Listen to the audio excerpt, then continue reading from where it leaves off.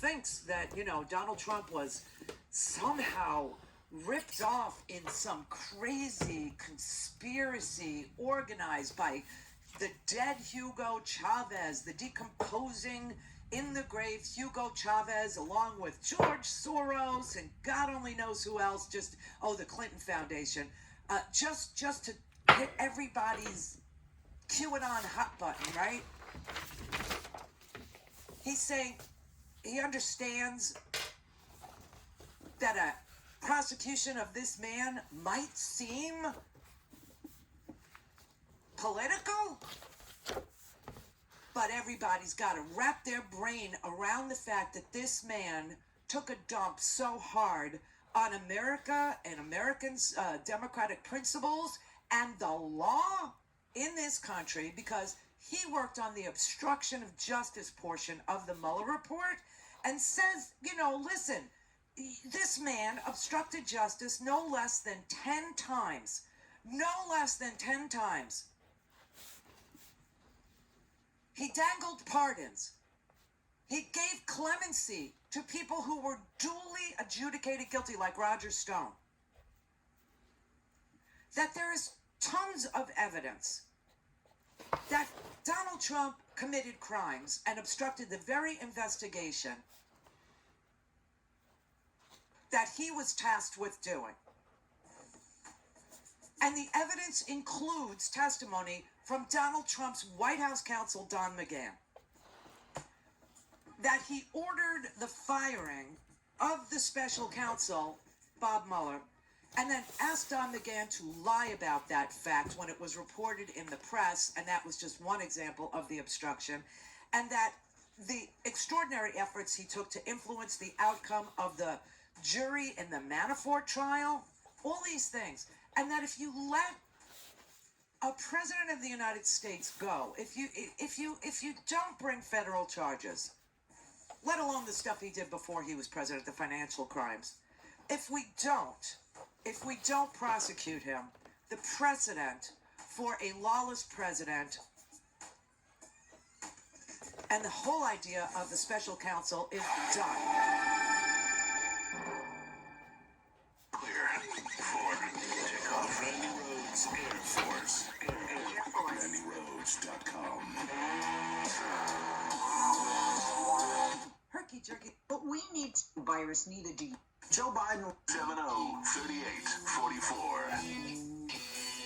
The president indicated in his tweet tonight that they've started the GSA transition process. And what about the presidency and continuing to pursue the legal avenues? I think that this is an unprecedented election. We've never had one like this. When a third of the people vote by mail, yes, we need to validate that those are the correct people and they actually did vote. If we're not willing to do that, it means we're really not willing to examine this election in its extraordinary fashion. We now have the General Services Administration saying that this transition needs to move forward. Joe Biden ran on a healing platform.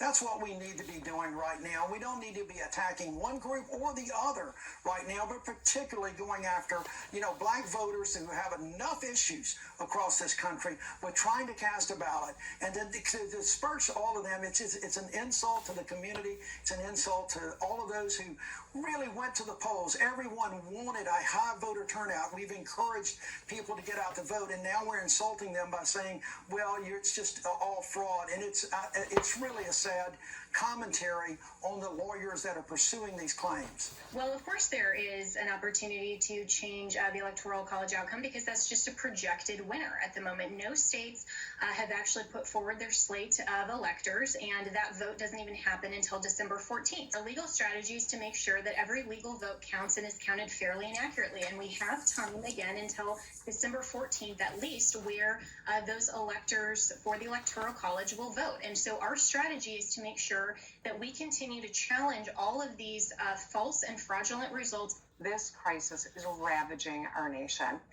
Any efforts to undermine that or slow things down are incredibly damaging and can be, life could cost people their lives. And that's precisely why this moment's really important. It's time to acknowledge, it's time to move forward. And I know that's what Joe Biden and Kamala Harris are focused on.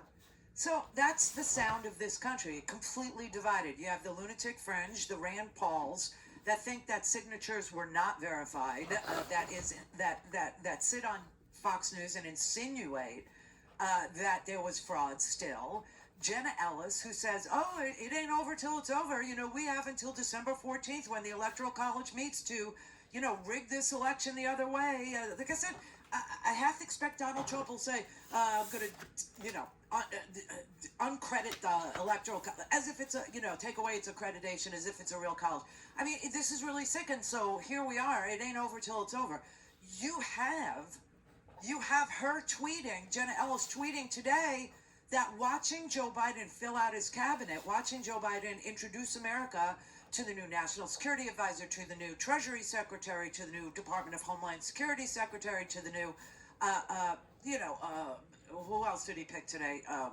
National Security Advisor, the head of the intelligence community, right?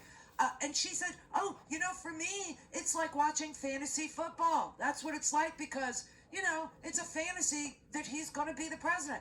What is wrong with them? It's tearing this country apart. It's tearing it apart. And frankly, this president is doing absolutely nothing on any front that he needs to show up to fight a good fight. He needs to heal this country. He will never do it. From this ridiculous notion that there was some cabal, some conspiracy, some lunatic thing that happened to him. Nothing happened to him. It was a very high turnout election. Everybody had their say. Everybody. Some people, yes, had to wait 11 hours to have their say because there was voter suppression. And yes, he tried to take apart the Postal Service so that he could, suppress some of those mail-in ballots. And yes, he got his friends in Texas, he got his governor in Texas to in a county like Harris County, Travis County, giant counties, one drop box. He tried very hard to suppress this vote. But people said, no, I'm voting. And everybody had their say. And this is done. And people are dropping like flies. People are literally dropping like flies. And he says nothing. He actually is obsessed with his own personal life, okay? He's obsessed with, I can't say I'm a loser, I can't concede, what's going to happen to me, am I going to be prosecuted? And that is why he needs to be prosecuted. He needs to be prosecuted because he will not show up for this country. He has never shown up for this country. He has lied to this country. He has tormented this country. He has disinformed, misinformed. He has told people to take hydroxychloroquine. He has told people it'll go away. He has told people it'll just disappear. The things he has done have caused so much sadness and death and inability to move freely about this country. No one can travel. I mean, this is just bizarre. And so I am like steadfast in this, okay? If we don't prosecute this president for all his law breaking, and I'm talking about never, okay, so before he was president, the financial crimes, which Mueller never explored, okay, never. The financial crimes, the RICO Act needs to be applied to the Trump organization. It's there to racketeer. It's there as an illegitimate sort of a shield for him. But while he was president, the crimes he committed, the obstruction of justice that he committed, the acts of revenge he is taking against the American people,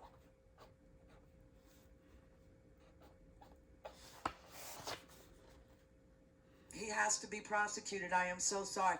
There is no sufficient reason to let this man off the hook. There is nothing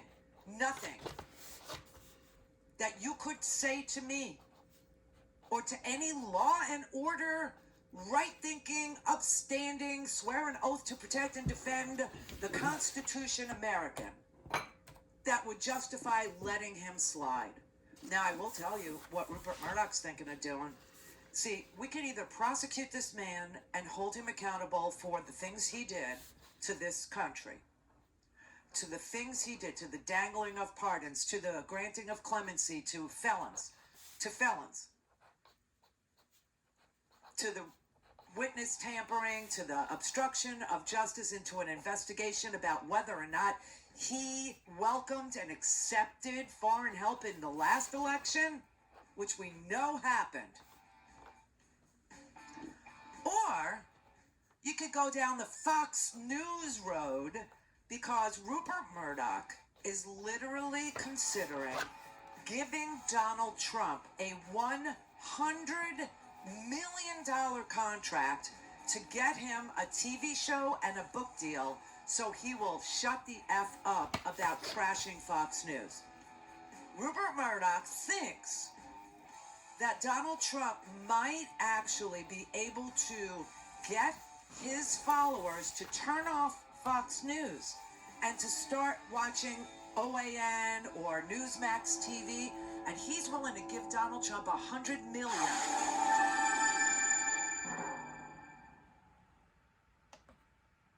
Six 561-270-3844. That's 561-270-3844. Okay, this is lunatic Randy Quaid. The ugly Quaid. Which one's the ugly one? Randy. Yeah, that's Randy. Dennis. Yeah, Dennis is a good looking man. Oh, Dennis is a very good looking man. So the ugly brother, he's got things going on in his head and stuff, right? This was what he tweeted out last night. Fox News daytime ratings have completely collapsed. Weekend daytime, even worse. Very sad to watch this happen. But they forgot what. What?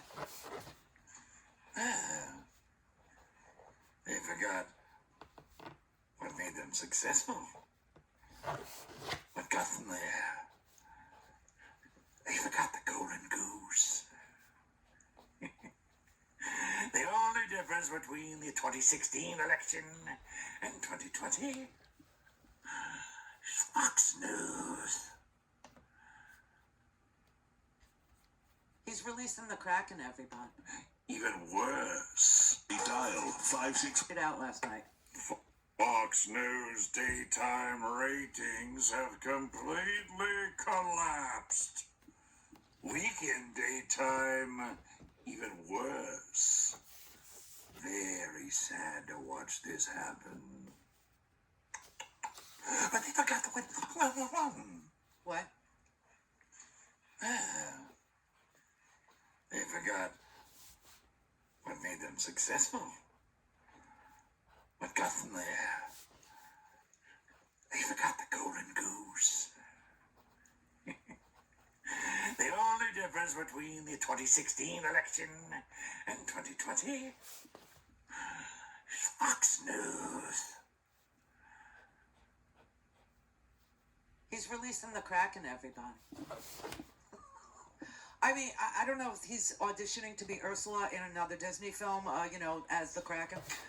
But this is what he tweeted last night, and what he's doing there is he's reading one of Trump's old tweets in this horror movie-esque drawl, okay?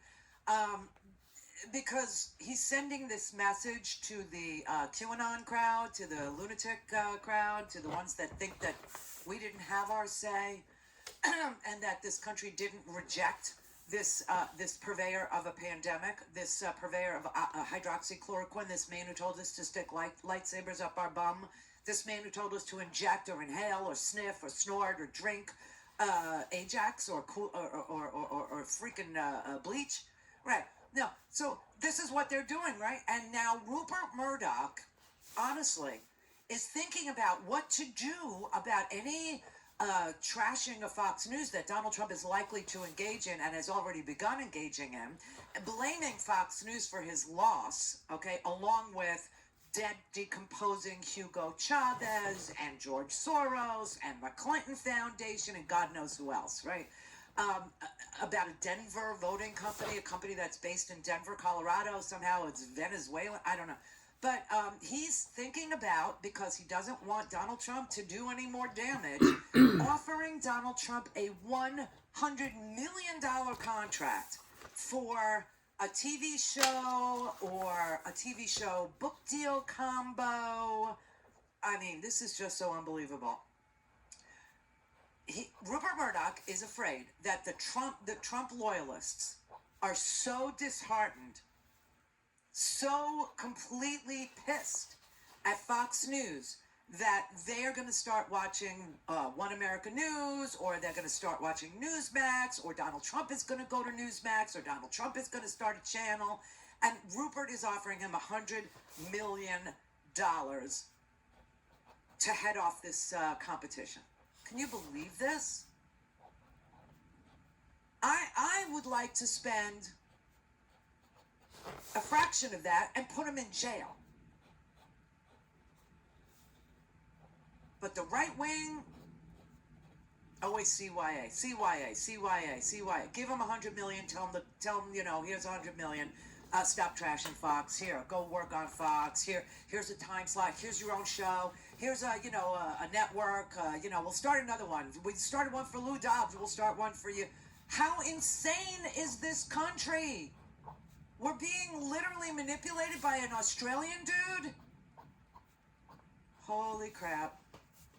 Now, Murdoch has told the New York Post, his own newspaper, that he's not going to give a book advance, $100 million book advance to Donald Trump. That's what he said.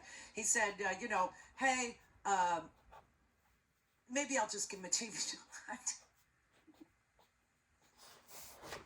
It's mind-blowing. It's mind-blowing. And every single minute of every single day, somebody is dropping dead because this president decided to tell you to go about your business, that it meant nothing to us, that COVID was, nothing. It wasn't anything to worry about. Hospitals today have 85,000 patients. 85, just COVID patients. 85,000. Yesterday, 196,000 new cases.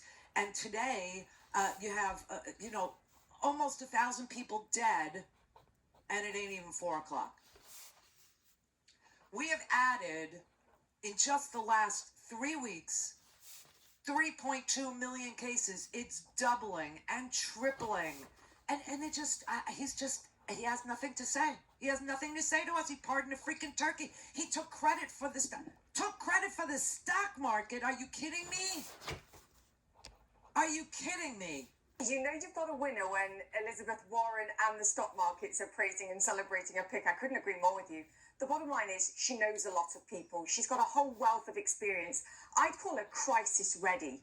Just take a look at her CV. She'll be the first woman, of course, to be Treasury Secretary, but she'll be the one and only to have held 3 key positions: the Federal Reserve Chair, to have led the White House's Council of Economic Advisors, and then become Treasury Secretary in a pivotal moment, of course, that she's going to take over in.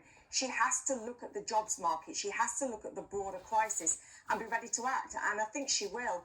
Politically, to your point, she's got something for everybody here.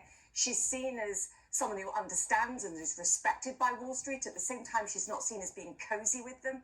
You remember she sanctioned Wells Fargo for bad behavior at the end of her reign. She's also a consensus builder. And this is key for me, John, at this moment. She's going to need to do that. We've seen the battles that Congress has had enacting more financial aid. And she said even back in September, we need to see more spending.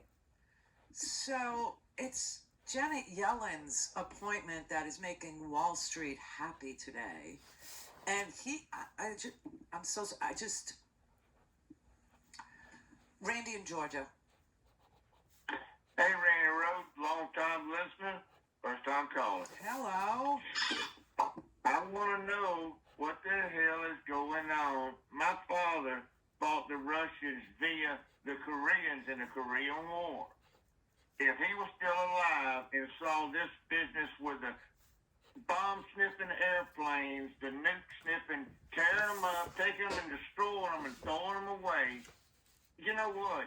If they can't drag him out by his rat nest and do something to him, I just don't know what's ever going to happen. Who's that? Anybody? How about the government?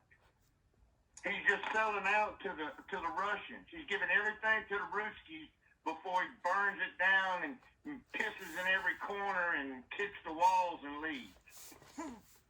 Well, that's why I'm suggesting that we all pay attention to who Joe Biden picks for Attorney General. See, because the Attorney General of the United States next would be the person who decides whether or not to go forward and prosecute Donald Trump for second-degree murder, let's say. Depraved heart murder, which is what we're watching every single minute of every single day. Another American dies because of his depraved heart, because he refused. Sedition and treason's all they need. Sedition is there. I don't know about treason, but sedition is definitely doable in my book. Then, of course, you got all the mundane stuff he did, like obstruction of justice 10 different times. Okay? You have that. And you got the financial crimes from before he was president, which is what's being investigated in New York State by the district attorney there and the attorney general, who's got a civil case going, Letitia James, but she could make a criminal referral if her civil investigation actually produces evidence of criminal activity, right? So the next attorney general of the United States is going to be key. Now, interestingly, America takes very seriously its national security. So, of course, we have all these national security appointments first. And that's why today you saw, Secretary of Homeland Security is going to be the first Cuban-American, first Latino to ever do the Department of Homeland Security. So you have Alejandro Mayorkas, who is of Cuban descent. Take that, Miami. Because he hates commies, He does. And you got the Secretary of National Intelligence, Avril Haines, who, worked for Biden for years and years. She'll be the first female to head up the intelligence, community. He did the Secretary of State, Anthony Blinken, who everybody feels good with. The ambassador to the UN, she is an amazing woman. I would love for you to know who Linda Thomas Greenfield is. You could Google her, Linda Thomas Greenfield. She did a TED Talk. Watch that. It's really moving. And then Janet Yellen, the Secretary of the Treasury. But I want to know who the Attorney General of the United States is going to be.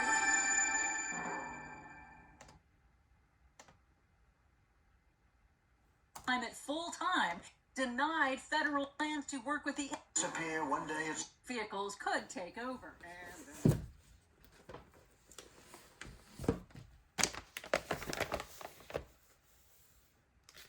Hey, getting older's not a thing. But if you look older and tired because of clothes.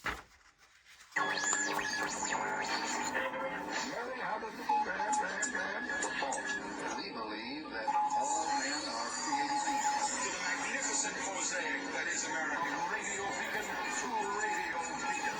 I have a dream. Change has come to America. believe me. Knock, knock.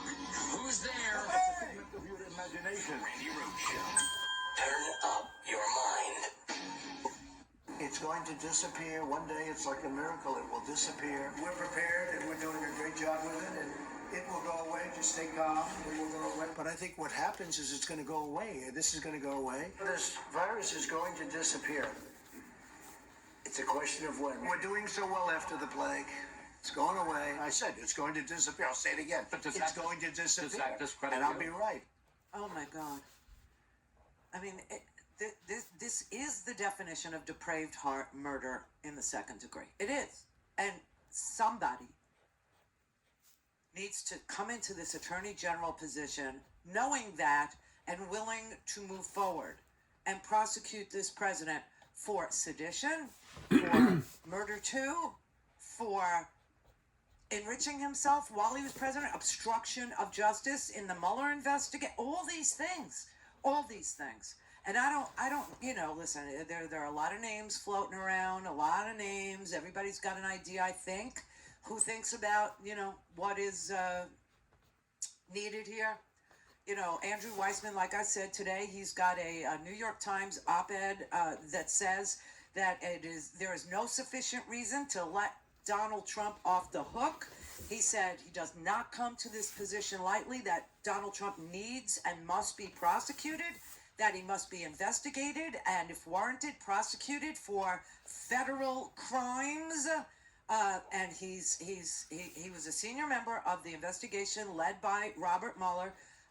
His job was to determine whether or not Russia tried to subvert our election, and he was tasked with determining whether Donald Trump interfered with the fact finding, and the answer was yes. The answer was an entire second volume of the Mueller report that did nothing but list and identify and talk about the 10 different obstruction of justice charges that could have been brought if Donald Trump was not the president. And the only reason why he was not prosecuted is because there's an OLC memo dating back to 1973. It says you can't prosecute a sitting president. What? That has to change too. But he's asking the question, what precedent does it set if obstructing an investigation into a president, not even being allowed to investigate a president, because the president is free to obstruct justice. The president is free to undo your investigation by any means necessary. So that means that if the president of the United States is indeed a murderer, or the president of the United States actually, orders people killed or assassinated, or deputizes civilians to do, crime in the that you can't touch him. You can't touch him. Do you see how that's always been something America accepted was true, that a president would never do those things? So we didn't really need to be on the wall about that. But now that deal is broken. Now that deal is over, because we see that you could have a president who can obstruct an investigation into his lawlessness and successfully do it, because there's nothing in the law that stops him from obstructing, from witness tampering, from dangling pardons, from giving clemency, from all the things he did. Now, if Donald Trump, literally believes that there's any evidence inside the administration about, memos or emails or anything that was written, Don McGahn, to Donald Trump, or the lawyers to Don, whatever, that he could burn it now and still feel above the law. He could actually just destroy all the evidence that might be there. But there is evidence that Donald Trump influenced the outcome of the Manafort trial. There is evidence that Donald Trump lied in his written answers to Mueller. There is evidence that Donald Trump obstructed justice when he told Don McGahn to go fire Mueller. Don McGahn wouldn't do it, and then Donald Trump said, well then, go ahead and tell the press I never even asked you to do that. The AG matters, okay? And I'm watching, Biden put together a cabinet of grown-ups, a cabinet of experienced people, level-headed people, people with intense backgrounds in the fields that they are being chosen for. Janet Yellen, Treasury Secretary. Elizabeth Warren is good with it. Wall Street is good with it. Everybody's satisfied with that pick, right? Now we're looking at, the national security apparatus he put together. Listen, Kamala Harris, she said, we're going to operate on facts now. I mean, this crazy world that you've been living in is now over. I can say with confidence that they are, to a person, the right women and men for these critical positions. And I look forward to working alongside them on behalf of the American people and on behalf of a president who will ask tough questions, demand that we be guided by facts, and expect our team to speak the truth, no matter what. a president who will be focused on one thing and one thing only: doing what is best for the people of the United States of America. You know, I mean, we haven't had anybody who asks any questions, let alone the tough ones. He just wants to know, will you be loyal to me? That was his only question, right? From the beginning of the Trump administration all the way through to the end. Loyalty, loyalty, loyalty. He's got people illegally serving at the Department of Homeland Security. He's got illegal orders that have been struck down by the Supreme Court because they were installed illegally. I mean, we have all of this going on right now. And we're in the middle of a mass casualty event. A mass freaking casualty event. Hospitals are over freaking flowing, and people are still packing the airports. They're still just trying so hard to legitimize in their head that this won't happen to them. It just won't happen to them, so they can travel.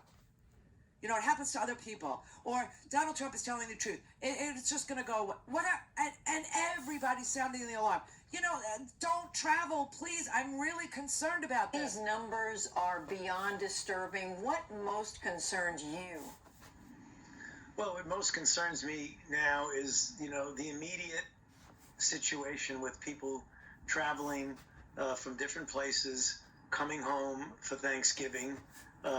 When you leave a location, have to go to an airport or wherever it is, a train station, etc., the possibility of exposing yourself and then going home to your home community for, you know, a wonderful traditional Thanksgiving holiday might actually, unfortunately, be a source of an even amplification of the surge that you already just accurately described, Judy. I'm concerned about that in the very immediate future of the next few days, but I'm also concerned of the numbers that are going in the wrong direction with regard to cases, with hospitalizations, deaths, all the things that are the warning parameters that we're in the middle of a really serious situation. I mean, and yesterday, okay, a couple days ago, there was a Senate hearing, okay, about COVID, and one of the witnesses was Dr. I always forget his name, Ashish Jha, that's his name. And Dr. Jha was called to testify, and all the Republicans wanted to talk to him about was hydroxychloroquine. Why wouldn't they use hydroxychloroquine, and what's wrong with hydroxychloroquine, and what was the deal with saying it doesn't work? He said, it doesn't work. It doesn't work. We're looking at, you know, 1,300, 1,600 deaths a day now. We're looking at, you know, soon it's going to be 2,300 and 2,500 a day. And you're talking to me about hydroxychloroquine? And with a straight face, they said, yes, we want to know. Why won't you use it?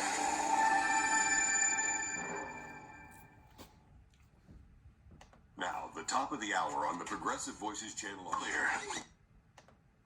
Home Advisor is a very easy way. Other repair and improvement projects cost in your area. I think everybody should use Home.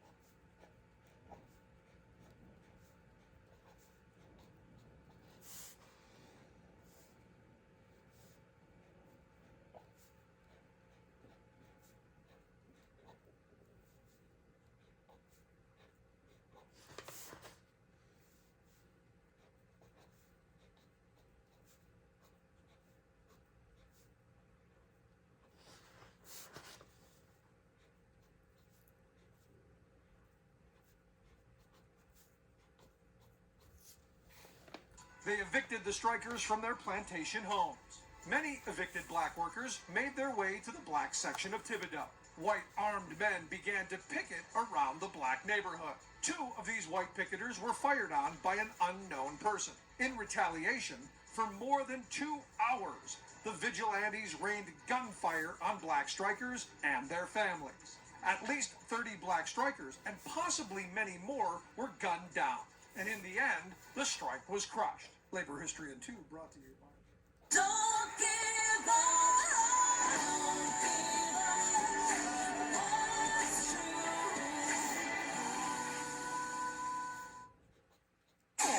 All things Randy at RandyRhodes.com. Go for launch. Speaking truth to power, the Randy Rhodes Show.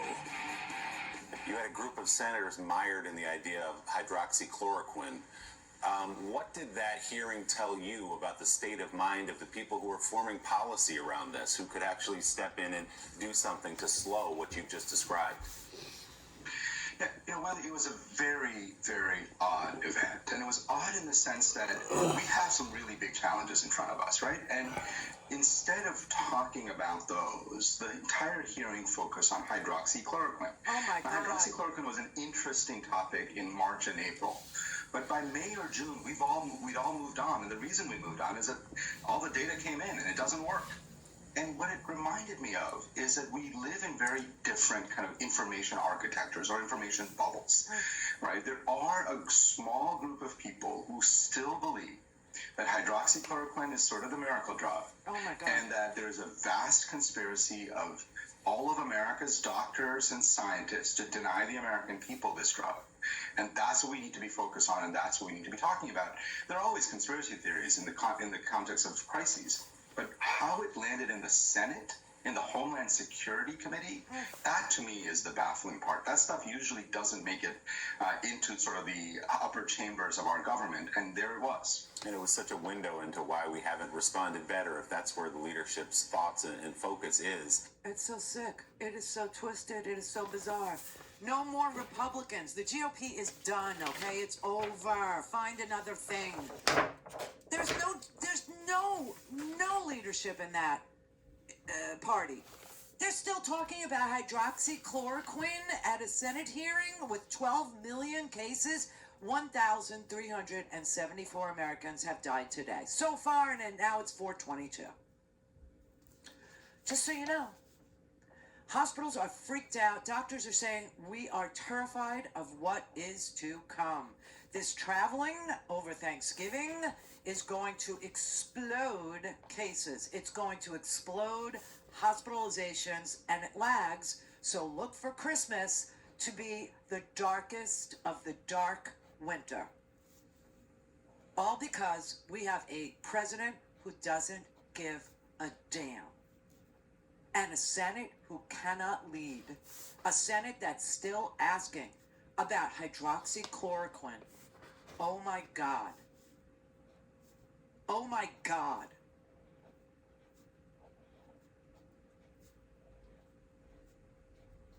The hospitals are freaked out. They're overwhelmed. Stay home.